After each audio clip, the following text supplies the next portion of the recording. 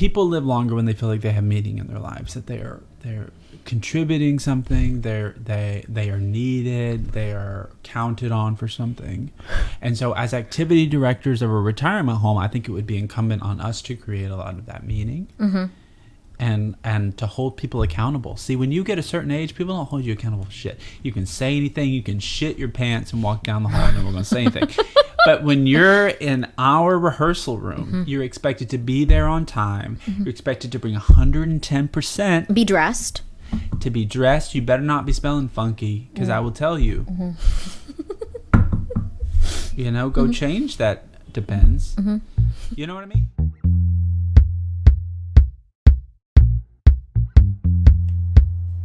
Hey, this is Amrita and Andrew.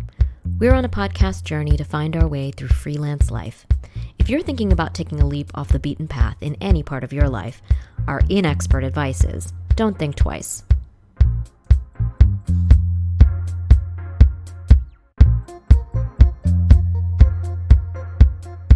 We have a nationwide epidemic of fireworks. Macy's level, giant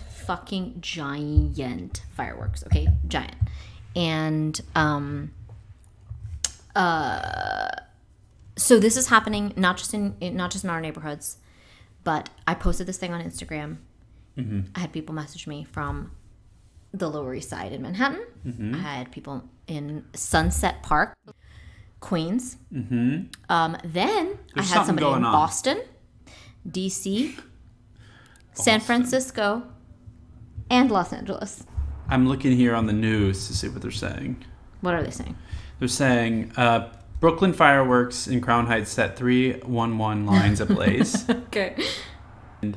This is not normal. Fireworks are always the thing around the 4th. Mm-hmm. Then you'll get the odd firework sound. I mean, you can tell the difference between the gunshots and the fireworks. Barely, but yeah. Trained ear. Yeah. There's a theory that fireworks cover up gunshots. Yes. I think that's very coordinated, if that's true. Yeah. So Twitter is burning up with the question, what's going on? Like, is this coordinated effort? And it's just really, frankly, like curiosity. I mean, it's not like people are concerned about safety.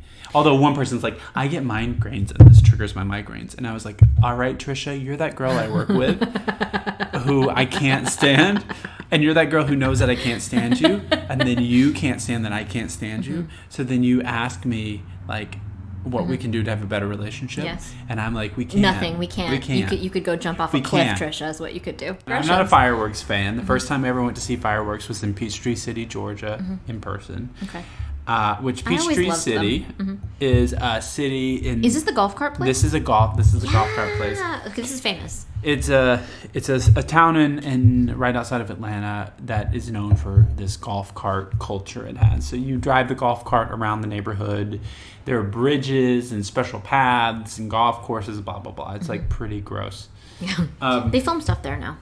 Our writing teacher, it's very close to a lot of Vanessa, filming studios. Who we've interviewed actually on this show. Her show was filmed on there. Yeah.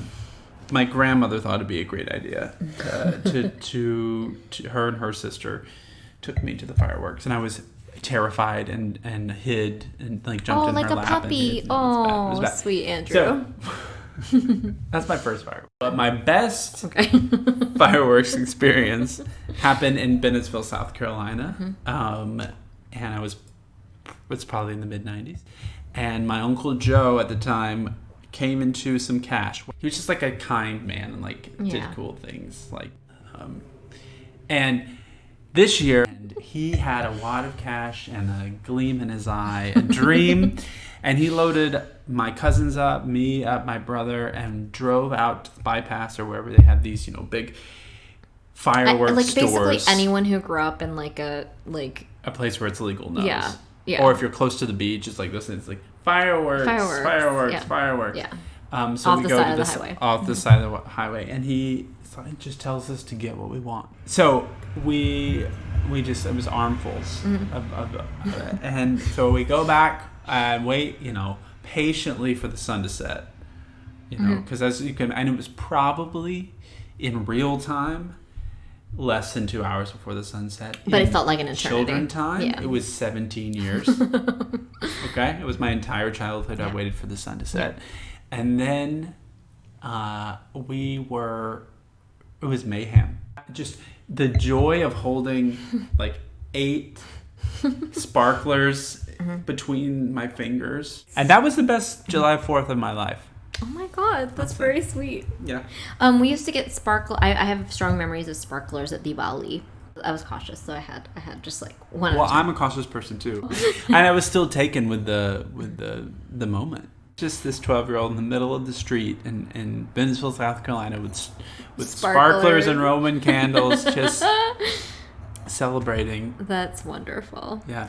Yeah, well, this is not July 4th, but we're getting some major displays here in New York, and it's been really weird under quarantine. Yeah, so I was saying that we last week hit our 100 days, 100 nights. So we had to listen to Sharon Jones in tribute to our 100 days, 100 nights. R.I.P. I know, oh my God, really, really, truly. Yep. That one still gets me when I think about it. In terms of celebrity deaths. And Anthony Bourdain. Yes, we were talking about this. Jones. Why did Sharon Jones and Anthony Bourdain hit us so hard? I think like because Mitch McConnell's out here and just ticking like the pickled turtle he is. Right. Anyway, what were we talking about? 100 Days, 100 Nights in quarantine. Yeah. No, but the last 2 weeks have been particularly bizarre because of all the protesting that's been going on, and like I would keep thinking, and throughout this whole quarantine, but especially during June, I've been thinking like, oh, I really need to be keeping like a daily journal. Mm-hmm. I've been very bad about it, but I don't think that I will be able to look back on this time and adequately remember how intense and like defining a period of time this is. It's really powerful to see people physically come together, and I know that's poses problems because it's on top of this health crisis. There was the week that we were under both quarantine and curfew, when New York City was placed under curfew. The curfew was wild. I mean, the last time New York was under curfew was like the 40s or something like that, 1940 something. And not for the reasons you'd think. It wasn't like directly World War II related or anything. There was some other type of riot. Or there was a riot situation. I know that.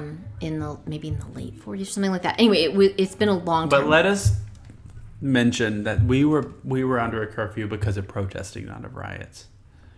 So ding ding ding, word. It's like, I think it's pretty shocking, like what my family sees in Ohio versus like what's actually happening in New York. And it's like, first of all, it's largely very safe, and second of all, like almost all the escalation that's happening is on the behalf of it's just like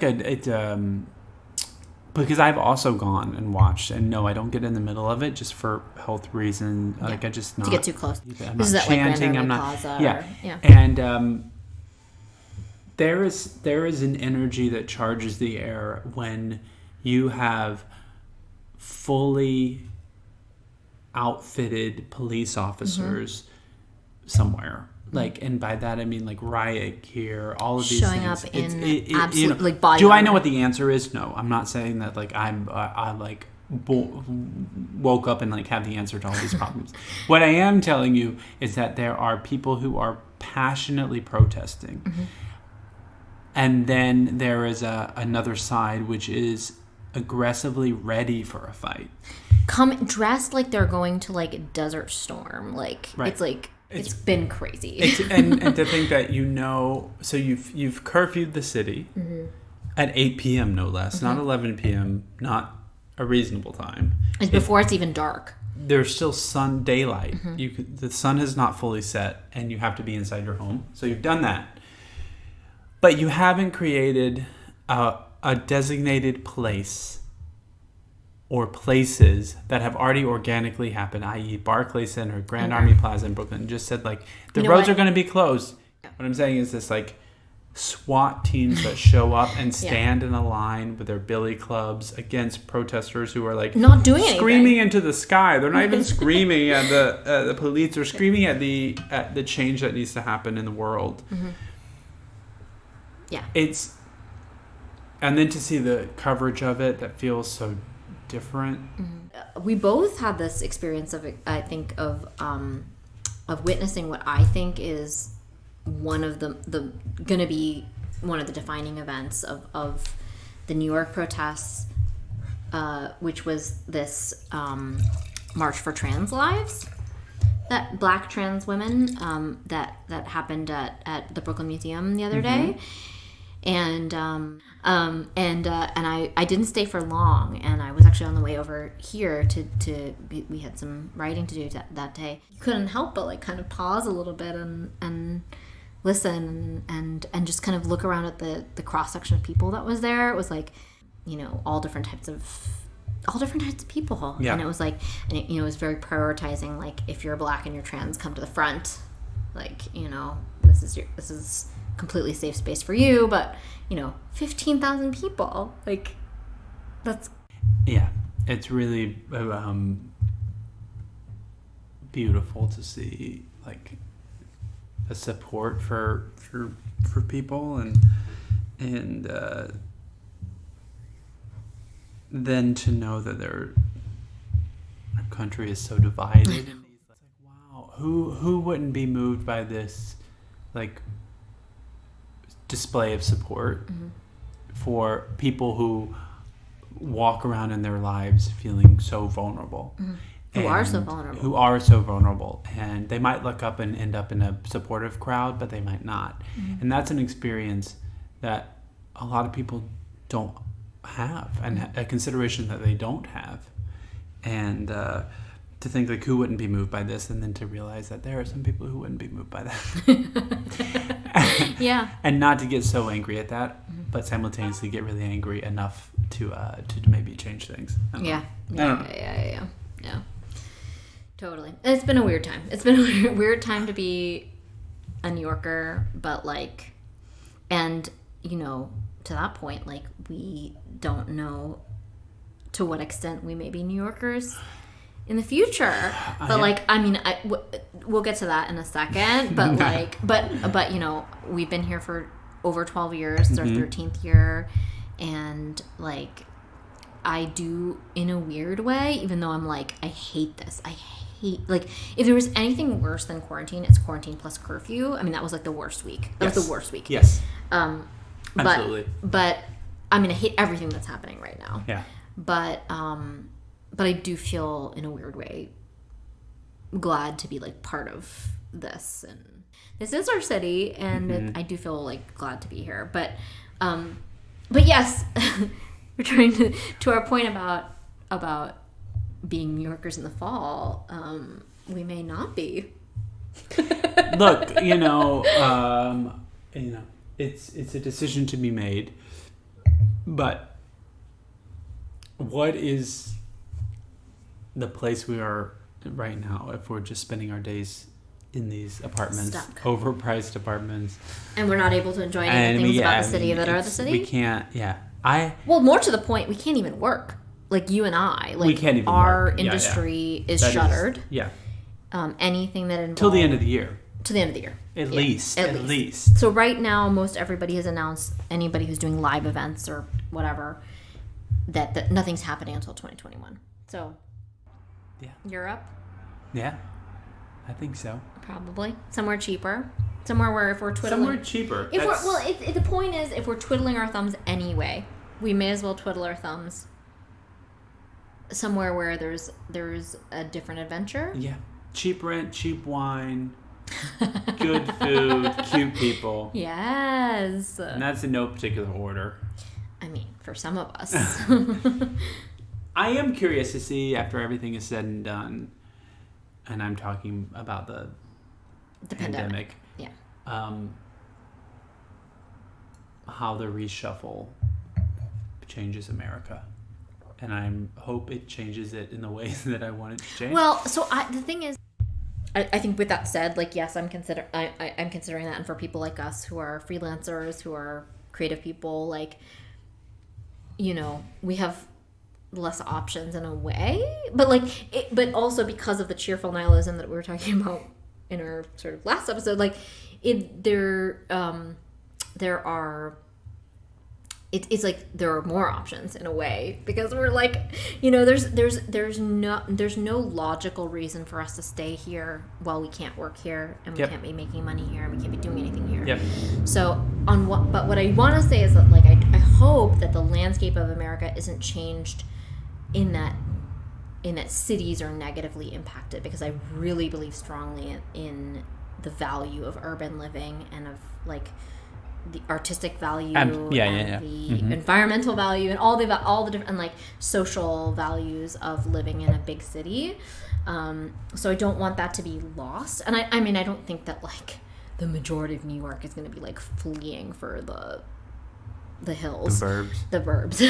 It's not even about safety. It's not about seeking the safety of like a smaller town, or a you know, like being somewhere where we'll be safer. That's like, that's not the motivation. It's actually just kind of the opposite. Be inspired by a different setting, outlook, and a different setting, and maybe a different culture. Yeah, I mean, and I've always, and I think you too, like, I've always like thought like maybe I would be the type of person who's gonna like just be in a foreign city for like a little while, but I've never really found the opportunity, the right time, the reason, and like I do kind of like the romanticism of the idea of spending some time in a different city, somewhere. And it could be somewhere else in the United States too. I want to prepare myself for several things. One of them being the re-election of Donald Trump, and the oh God, you just like that was like a the possibility that I could find somewhere else to live in this world. Yeah, and I am not exaggerating when I say that if Donald Trump is re-elected, I'm very much considering. I just want to say that under normal circumstances, when people are like, oh my God, if George Bush gets reelected, I'm like moving to Canada. I'm like, I really actually kind of hate that. Yeah. Because I'm like, you know what? This is our country. And I agree. We don't get it under conditional terms. We get it warts and all. Yeah. And I'm a patriot, and this is like, I hear that. What it is. And I do. So I really do feel that way. However, what had happened is Donald Trump then got elected, and now it's a whole different fucking story. It's a whole different story. I mean, it's truly on a different level. When the Supreme Court, who has been stacked against us by people like Mitch McConnell, has to save us from deporting 700,000 legal immigrants, has to save us from trans people and gay people not being fired for being themselves. When the Supreme Court has to do that because Congress and the presidency can't, I think I have a reason to... We're like hanging by a fucking thread. If our thread involves Brett Kavanaugh, like that's like a really fucking scary thread. I don't like that thread. It's a sad state of affairs. So, you know what, New York? Maybe we'll be in Europe for 3 months, as long as a non-visa visitorship lasts. I know I have to figure that out. Maybe it'll be longer. Yeah, we do have to figure that out. But that's an exciting thing to figure out. Those are good logistics. I mean, we're great at logistics, and like extra motivated when those logistics involve. Fantastic. Having,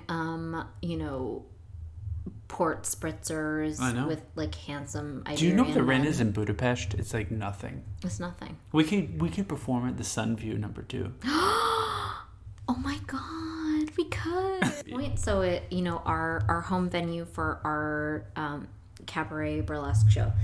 Excuse me. It's called Sunview. It was in Greenpoint, at the Sunview Brooklyn Diner in Brooklyn and Greenpoint, and our hookup there, our buddy, moved to Hungary. I don't know, Budapest. Yeah. We have an open invitation apparently. Yeah, so we'll be performing there in October. Great. So mark your calendars. Our faces are on the wall there actually. Yeah, we're already there. We were donors. Actually, our photos are already there. Yeah. So if you can buy a cheap ticket, we'll be in Budapest October 15th through the 17th. Wow. Okay. Wow. Why not? Yeah. Sure. We'll be performing the best of Roseanne Cash. Really? Yeah. You promise? Yeah.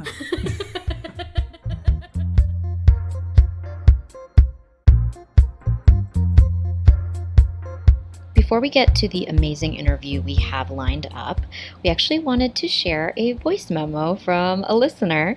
a comment that really has to be heard to be fully appreciated. And by the way, this is amazing. Please send us your comments on voice memo or audio files.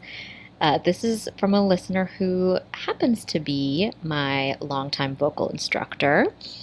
And this is in regards to Andrew's choral vocal warm-ups from the last episode. Amrita, I heard your podcast on Facebook. The reason I wanted to say was you mentioned in your podcast about how, those tongue twisting things that Andrew was talking about in the beginning. And then you mentioned maybe there's something in South Indian languages as well that is similar to that. And it immediately reminded me of Tirukkural. And, I was actually reading about this and looking into reviewing some of my Tirukkurals that I studied as a school-going girl. And it was so funny that you brought it up, and it brought back lovely memories. So I just wanted to give you a few as an example. There's Karka Kasadar Karpavi Katrapin Nirka Adarka Taga. There is also Tuparka Tupaya Tupaki Tuparka Tupaya Tuvumari. There is also Nandri Marapada Nandrandru Nandrallada Andre Marapada Nandru. So if you want to play these to Andrew and also talk about how we also have in our Tamil language such kinds of tongue twisters that have wonderful meanings, by the way, as well, that would be awesome. Okay, take care. Bye. And I hope you're singing. Okay, bye.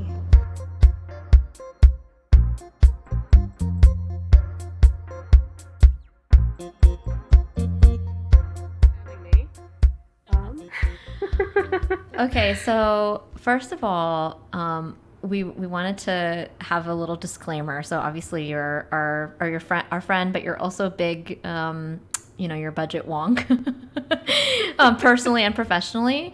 And I did think it was important, just to say for the record that like you're not speaking as any sort of representative of the DC mayor's office or like anything like that. It's only in your personal capacity. All opinions are your own, etc. Yes. But you want to say quickly like what you do? Yeah. Well, actually, so, who you are and what you do. Who am I? My name is Janani Ramachandran Yates, and I am the Associate Budget Director for the Capital Improvements Program in the DC Office of the Mayor, Muriel Bowser.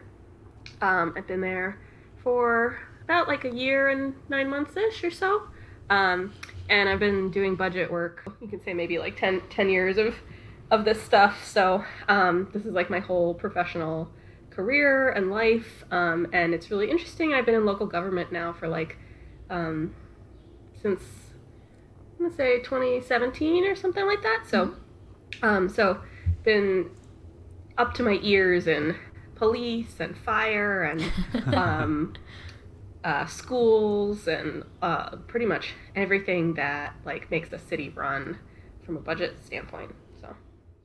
So the reason we wanted to talk to you is, this is like less of a freewheeling conversation than we usually have when we have somebody on the show, but like we are, right in the middle of this huge sort of public uprising, I guess you'd say, around Black Lives Matter, and I think one of the big sort of what's coalescing as one of like the big movements around this is like hashtag defund the police, and we're hearing that a lot, and we're seeing lots of infographics and lots of people posting things, and I think there are some varying viewpoints about the philosophy, but like from the budget perspective of someone who actually has like it's your job to figure out how the police department gets funded and how much money it gets.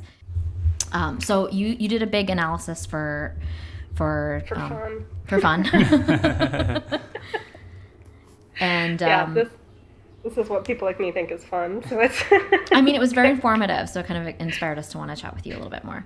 Yeah, and so we really want to talk about the NYPD budget that you took a look at. And so before we get into it, I just want to set the stage for what the department is. The New York City Department's the largest department in the U.S.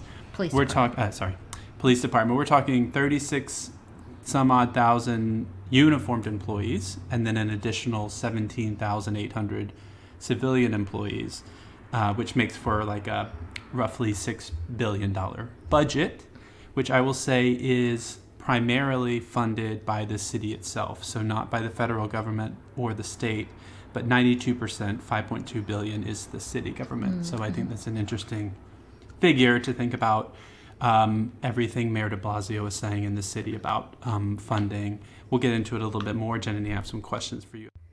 I'm excited. Yeah, it's interesting from your, like you were saying, Amrita, the idea of like defund the police and how there's just so many ideas right now about like what that means. And I think a lot of people say that they support it, but they all have different definitions of what that means. And I think that's totally normal and natural at this like stage in this movement. But I think it'll be really interesting to see how all of these local groups and sort of like activist groups start to coalesce around different actual specific policy ideas. And you know, it's like one thing I've learned in my current job is how like every activist community is actually, it's a community. Like it's a group of people. It's an ecosystem. There's leadership struggles. There's factions. There's internal conflict. Like they don't always agree. They don't all get along. You know, you might have housing advocates or schools advocates, but like those are actually like collections of smaller groups, which may have very different priorities and people leading them, and the personalities of those people really govern, I think, a lot of what actually happens in a way. And I think it'll be interesting to watch all of this for the Black Lives Matter movement and for the defund the police movement, because you already see people like writing op-eds here and there that are like, defund the police actually means abolish the police. And then people are like, no, defund the police means like reduce the funding and distribute it elsewhere. And then some people say, you know, defund the police means like restructuring the what a police department could be, or like demilitarization. And I actually think that like because this policing is ultimately such a local issue, all of those things can end up being true depending on the jurisdiction and depending on what the local activists and the local community and the local citizenry like wants to do. Like it could be any of those things, but it really comes back to like, you know, the specific like people who are in the movement and their power struggles and their like sort of like vying for what they think is the right thing to do, and then who they can pull along behind them for it. So it'll be really interesting to watch all of this evolve. I think that's a really good point too, because I know, you know, I think it's good to be reminded that some disagreement within a particular movement is natural to that, and rather than something that should worry us about, you know, potentially defanging the movement as a whole. But to get a little bit into your deep dive into the NYPD, I mean, you organized it really beautifully in a few key takeaways that I think, you know, were surprising to me, might surprise other people.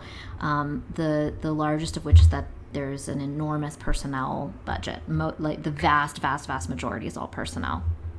Yeah, it's true. So the NYPD budget in particular is, for 2021, for their proposal, for Mayor de Blasio's proposal, is 92.2% personnel. So pretty much everything that is in their budget, and in most police department budgets nationwide, is actually pay. It's like people's salaries and benefits.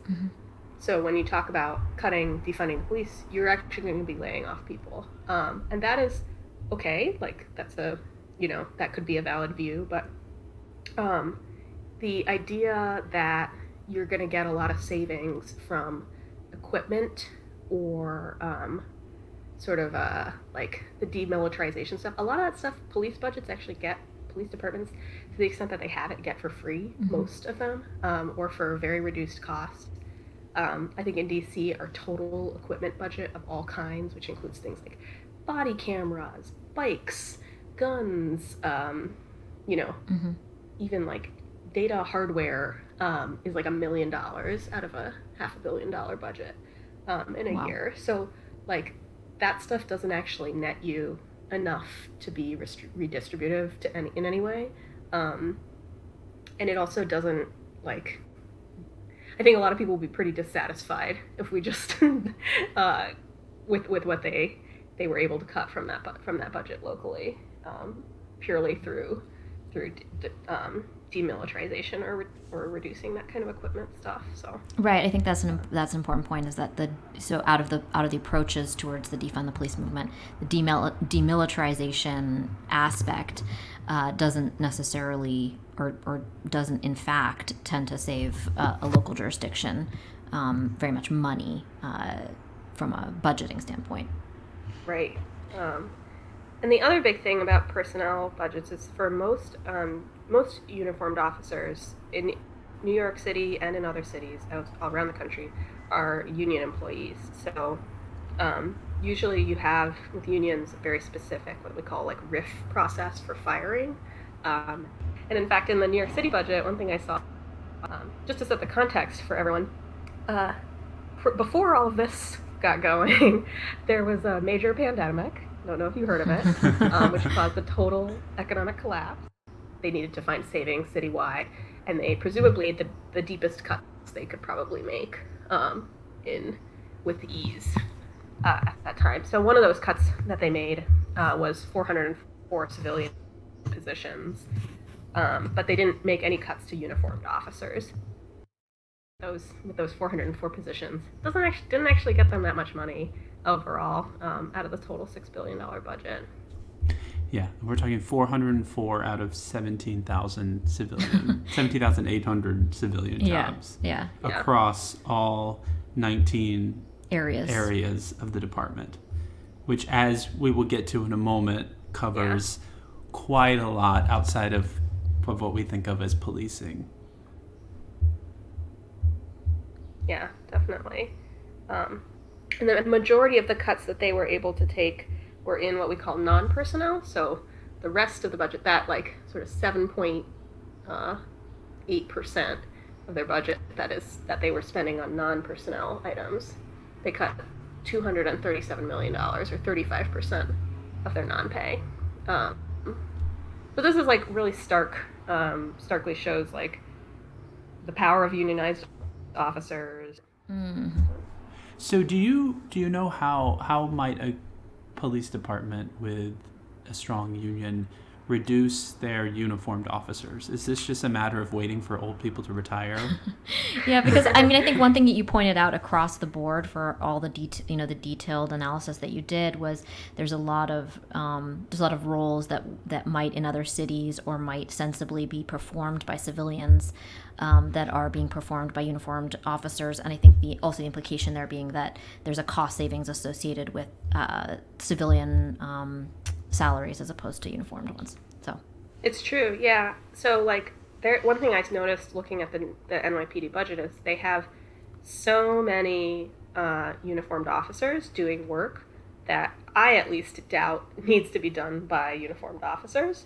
And I think there's probably legacy reasons for that. I think that a lot of these people have probably been doing this for a long time, but in DC, at least several years ago, there was a major civilianization effort, which was to formally switch job classes of different positions that didn't need to be done by uniformed officers. So that allowed us to put those uniformed officers back on the street and have them go do real police work, either on the street or investigations or whatever it is, something that has to be done by an officer.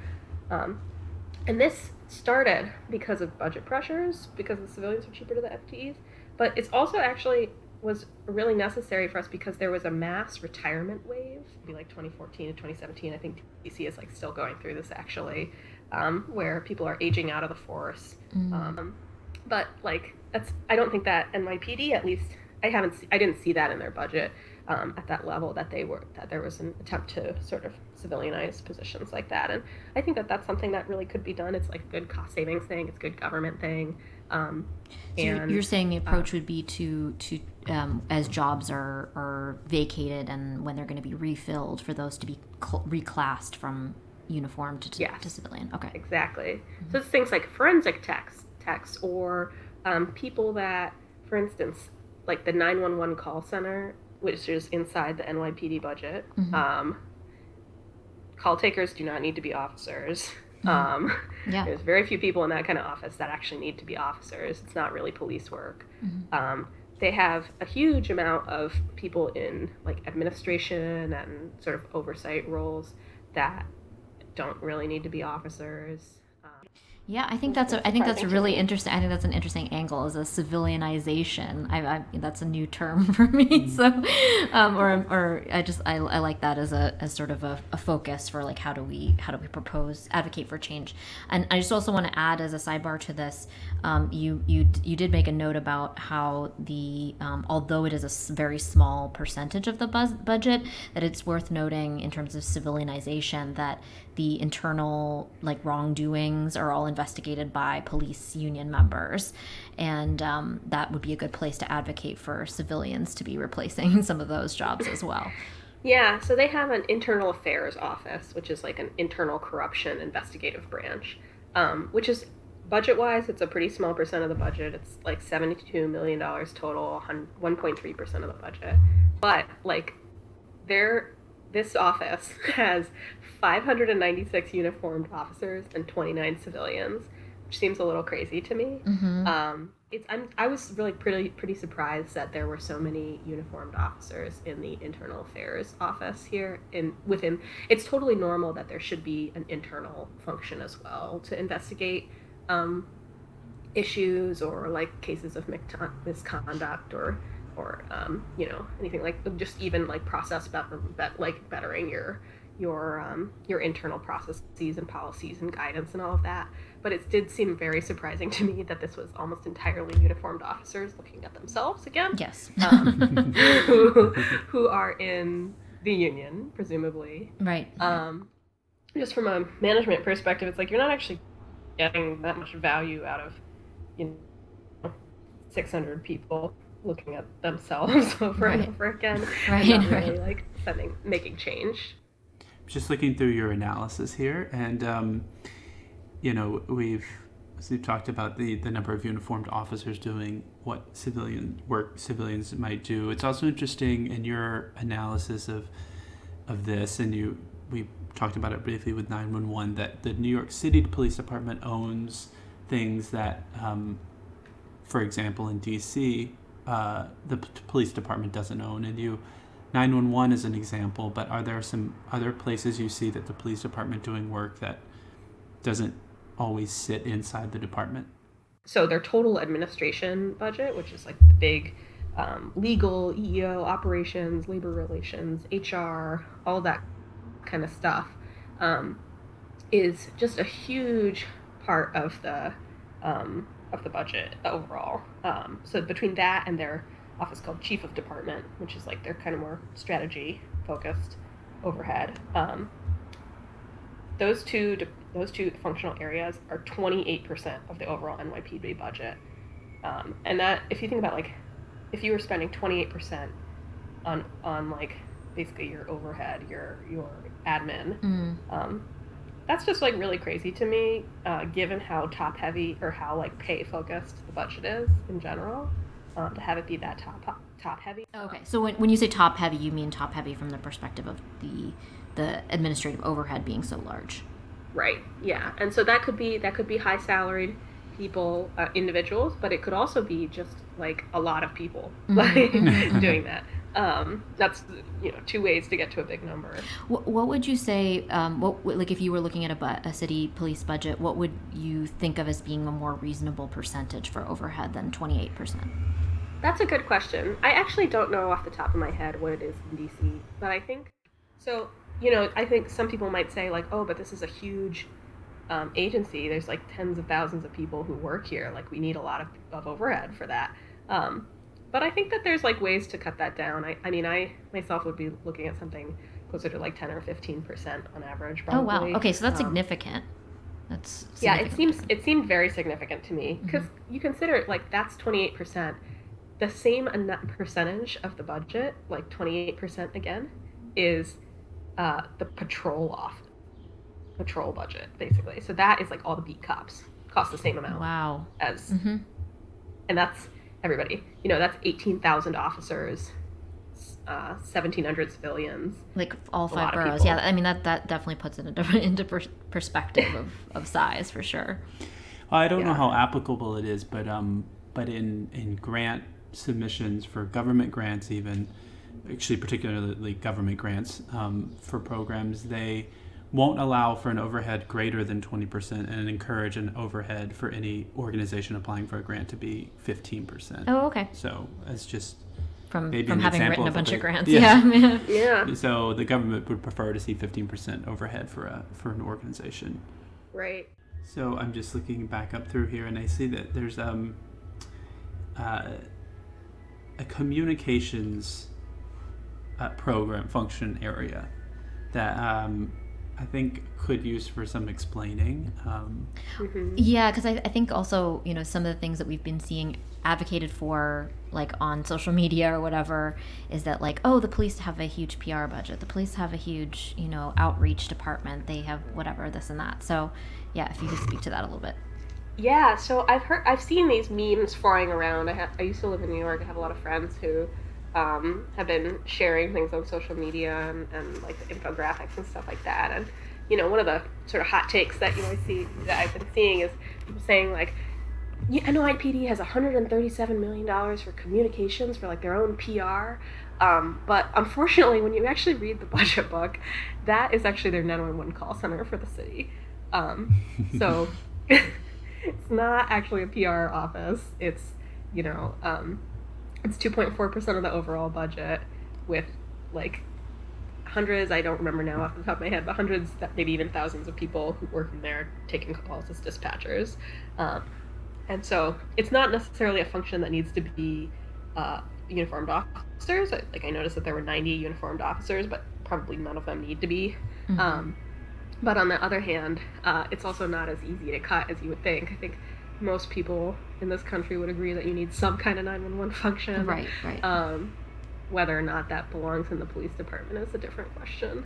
Yeah, no, I think that's just like a good thing to note, that it's not that they're, launching a PR, like a branding campaign or something with that money. It's really, that is sort of an essential service. Whether or not it should live within the police department budget, as we mentioned before, is another question. But I think, again, also for perspective, that that's a 2%, or between 2 and 3% of the overall is also good perspective. Yeah, and they also have like a community affairs office, which is just kind of all the things that you think of as being that like feel-good outreach. So fostering positive police and community relations and sort of trying, I guess. Well, I mean, this was an area that I initially thought, with all the sort of information, again, on social media that's sort of flying around, that's like, oh yes, this makes so much sense. Why are the police doing like, homelessness outreach and youth outreach and all this sort of like, positive branding and things like that? Sorry, I didn't mean to cut you off, but No, that's okay. That's good. And like all these sort of like borough community events and all of that. But like, it's like whether or not you think that's a waste of time, they're not actually spending very much money on it. So they spend like $14.5 million on that toll department, which is 0.3% of the overall. 0.3%. Like, we're not going to gain that much back. I think the argument is sound for cutting it, but it's like, actually, again, from a money redistribution point of view, like not really that significant. Well, I think Right. for me, this is the first department that's like, it's a question. It seems very important in the sense, and not Really? maybe it's not functioning well, because where else in this budget is there a place for communication between a neighborhood and its police department? I'm not saying it's used well. I'm not saying the community affairs budget or program as it's designed now is used well, but I just see it and think, well, is this a place where more resources and better strategy and a better program is designed so that you understand what your community is, and police, I don't know. Well, that's interesting. I mean, so because like for me, I'm like, oh, this is obvious, get that out of there. For you, you're like, well, maybe we need more money in there so that we're actually communicating better with the police department. Seems to me the more money you take away from community affairs, the less you know the community, if it's functioning the way it should. And I'm not saying I don't know how it functions. Right. And actually, like one thing that's in there, I think there was a line about it providing support personnel during, quote, significant community incidents. And I think what that is, I think there's a little bit of reading between the lines there, but as a budget person, I think that that's actually a code for like trauma-informed victim counseling and sort of connecting people who maybe were witnessed or had a family member like shot in front of them. And I think that like trauma-informed care from a sort of policy standpoint is probably one of the most important things that we can do as a government to like break the cycle of violence. You know, I think I've read some statistics in DC recently about how, you know, it's just a really crazy percentage of kids in DC public schools who have personally known somebody who was a victim of gun violence, seen a shooting, you know, experienced a major trauma that way. I think we focus a lot in this country on like suburban mass shootings and the level of care afforded to the students from Parkland or the students from Columbine, and we really respect that traumatic event dramatically changes the course of all of those kids' lives. And then you think about that happening on a everyday scale. Like every day is Columbine. Every day is Parkland in a lot of these kids' neighborhoods. That to me, that's like a generational trauma, and it's a lot to expect kids to just sort of like get over that without services, you know, intervention and services. Yeah, for sure. And again, I think the question of, you know, that whether that needs to live in the police department budget, I think is different.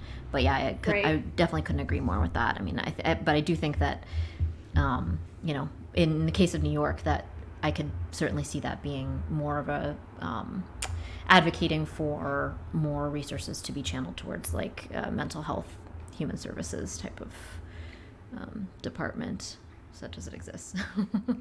Yeah, definitely. I think though that this like really shows, I think as we're going through this, you know, you see how hard it is to cut budget. Like you're like, well, what can we cut? Like we're trying to defund the police here. What part of the and this is exactly what I think. You know, I think it's so valuable to talk to somebody who actually does budgets, because it's like, well, okay, great, we can.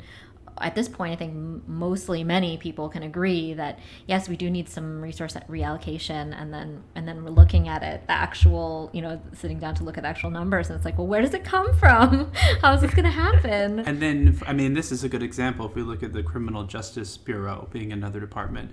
You know, this is the police department budget, which is separate from a prison system. So in this particular area, we're talking about correctional officers, police who transport prisoners to court dates. Now we're talking about something that has to respond to the prison industrial complex. I mean, you can't not have, you know, correctional officers doing their job. Right. But yet you're not in control of incarcerate the justice system completely. Yeah, so I think, I mean, I guess where we've landed overall in this question of like, where the hell do we get money wring money out of this? I mean, I think the overhead, the civilianization, those are kind of like two like really significant ones that might actually make a real dent. And, you know, Andrew raised an interesting question right before we got on this call about like, so we're talking about, you know, basically reducing pay. I mean, as you said, any amount of reform to this budget is going to involve laying people off, and if it's going to involve laying people off and then rehiring civilians, it means potentially that these people are getting paid less. Like, do you view there as being any sort of like, and help me phrase this better if you can, Andrew, but like a sort of labor like issue around this, that it's like, oh, are we just sort of like union busting to like try to get cheaper cheaper people in that we can underpay? That will be really interesting, I think, to watch as this movement continues to evolve. Most people who I would say subscribe to the Black Lives Matter slash defund the police slash just like general criminal justice reform side of things right now in this movement are Democrats, liberals, and those also tend to be aligned with people who support labor, organized labor generally, and public unions. And so I think there's like a little bit of strange bedfellows here that will ultimately become apparent as people start to focus on the pay budget for these departments. Scott Walker in Wisconsin famously tried to break public unions. There was like a big battle over that. This has happened a lot in the Midwest. It's going to put a lot of Democratic politicians in a place that they will need to figure out between multiple sort of allegiances where they want to land. I don't think it's that necessarily it can't be done. I mean, from a like good governance standpoint, good government, you should be like hiring people should be getting paid for what they are, the work that they're doing, you know? And so like if it doesn't need to be done by an officer, it shouldn't be done by an officer. Just sort of as a general like principle, these are ultimately taxpayer dollars. You don't want to waste them. You know, we want to be like using them judiciously as much as possible. Really, it's like we're trying to protect the taxpayer, like the local taxpayer. This is your money. We're putting Democratic politicians in a position to potentially be advocating against organized labor unions, and I mean we've seen already the huge discomfort, of how De Blasio's reception has been from the police unions. Yeah, it's interesting. I think I feel pretty strongly from a policy perspective that cutting pay is counterproductive here. What we actually meaning if you just were going to take an across the board cut and say like, okay, we're just going to cut the salaries of all the police officers. I just don't think that's really productive towards getting you what you want, because you want to be hiring the best people you can, and to do that costs money. Like you have to pay for good people. Yeah, and I know you had mentioned that DC also has like a college degree requirements and things like that for officers, in an effort to try to make police work be competitive with other sort of public service, almost like if you want a service oriented type of career, that would be a valid route for you, both in terms of like prestige and pay. There is really strong evidence that reduced use of force rates are much lower among departments that have some level of college required, whether that's a 2-year or 4-year degree, and the more training and sort of educational standards and like strong performance standards that exist in a department. One of the sort of arguments here is that like if the only thing you have to cut is salaries and pay, and you want to reduce how much are police officers paid, you may end up with officers that you don't actually want to be officers. Like you want the appeal of this job to be that you get to do good work that's interesting and that you are getting fairly compensated for it. You don't want the appeal of this job to be, I get a gun. Yeah, right. I want to shoot something. Yeah. Like, you want this to be a profession that people choose, and they have other options that they could have gone into, but they chose to do this. Just like we always say about teaching, you want people to choose teaching because it's fairly compensated, that they find it rewarding, they're well educated, they're good teachers. Like those are the people you want to be your teachers. The same way, like those are the kinds of people you want to be your cops, the people who like are service oriented.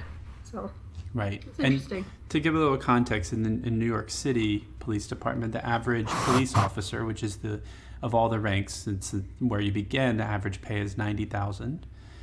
Versus an average civilian pay in the police department of $55,000. So when we talk about uniform to civilian swap off, you're talking about $35,000 plus whatever, benefits on top of that.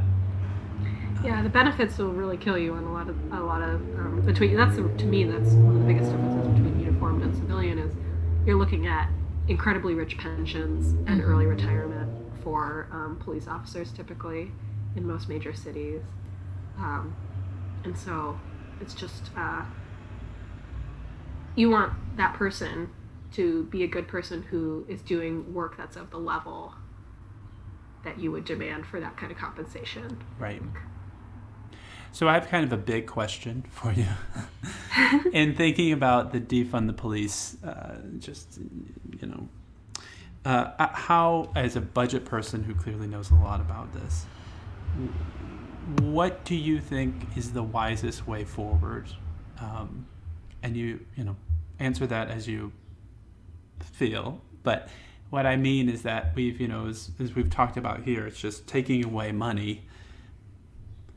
What am I trying to say? Taking away money, it's not might not solve the problem. Mm-hmm. But something needs to change. I think I definitely agree that something needs to change. I think a lot of people are only just starting to think through how hard it is to change. And I do think that change is going to look different in every city, in every jurisdiction, in every department. I think in some places, the total abolish the police and start over is actually going to be a route that they go because they can't get their unions to come to the table on some of the reform issues, and that may be the appropriate way that jurisdiction, that community wants to move forward. Creating independent review, that's another thing. That's one way that you could reform a department, is like to have that kind of independent office where people can report complaints, to change the disciplinary process, to change the sort of oversight of the department. That could be those could be sort of sufficient enough if there's enough will, if there's like the political will and a union and a department that is like willing to move forward and able to move forward through that. And then there are some places where you're just going to restructure the whole budget and the whole department. You're going to remove certain things that police maybe don't necessarily need to be doing, and that's what feels right for that community. So I think it's going to look really different in different places, and I think that's normal and that's okay. And defund the police can mean a lot of things to a lot of different people, and it will probably end up meaning a lot. It will end up creating a lot of different scenarios in different parts of the country. Like, these are ultimately very, very hyper-local problems that people will have to address in their own way, in a way that makes sense. You know, I just don't know, like, for instance, I'm just kind of rambling a little bit, but like in some parts of this country, if your average number of people who have a college degree is very low, it may not be reasonable to require a college degree to be an officer. And so you'll have to get at that training in other ways.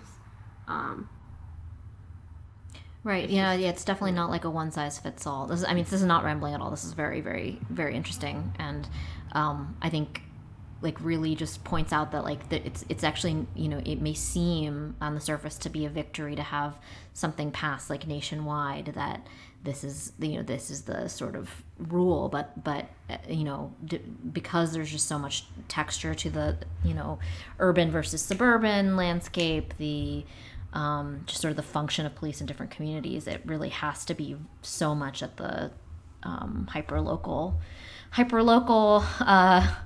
level, which is like I'm one of my things about after I finally switched my voter registration to New York is like really beating the drum on local elections. But I think that what you're saying really points back to that like people really have to start caring. Like if you're into to defund the police or whatever types of reform that we're advocating for, you have to get really interested in like who's making the hyper-local decisions. Yeah, absolutely. And like what I was saying about sort of the activist community, I think nationally we are in a unique moment where we have everybody's attention now, or like sort of the Black Lives Matter movement, the defund the police movement, the like general police criminal justice reform movement has, okay, we're all listening. Mm-hmm. Now let's find out, like, what do you want? Right. And so there's a lot of people who are claiming to know what these, thousands and thousands of people protesting want, but they don't necessarily speak for everybody who's been on the streets or everybody who's been outraged. And so that's something that you always have to think through. And if you have ideas about like what you want in your local community and what you want to see, like, I encourage everyone to be active and speak up. We're in a moment where like this is pushed to elevate, like, Black activists should be able to speak first on all these issues. Like, I think that's a totally worthy and makes a lot of sense right now. And the sort of idea of like white people need to amplify the voices of, the quote unquote people who have been doing this work for a long time. And that's good and true. But those people who have been doing this work are also not a monolith. There are many different kinds of activists who mean very different things when they say defund the police. And so I think ultimately we all have none of us can like abdicate our responsibility for sort of voicing our opinions in our communities and like saying what we want and what really we think makes sense, and it like creates the world that we want to live in. Yeah, and I think that's an amazing takeaway and sort of a benefit of this being in a lot of ways sort of a leaderless, quote unquote leaderless movement thus far, and that's actually a benefit rather than a liability for us as individuals who may have different viewpoints on how we achieve the reform that we're looking for. Well, we had a town hall on my team. I work in my broader office, which is maybe about 60 people or so, is the office of the city administrator here in DC. Mm-hmm. And we had kind of a staff town hall to talk about COVID and Black Lives Matter and just sort of like everything that's been going on, which I think is a great thing that I hope every workplace is doing. But one of the questions that I had asked at this town hall was about how to, be supportive of this movement and but also how challenging it is knowing how hard a lot of these things are to do. Like, how can we be useful?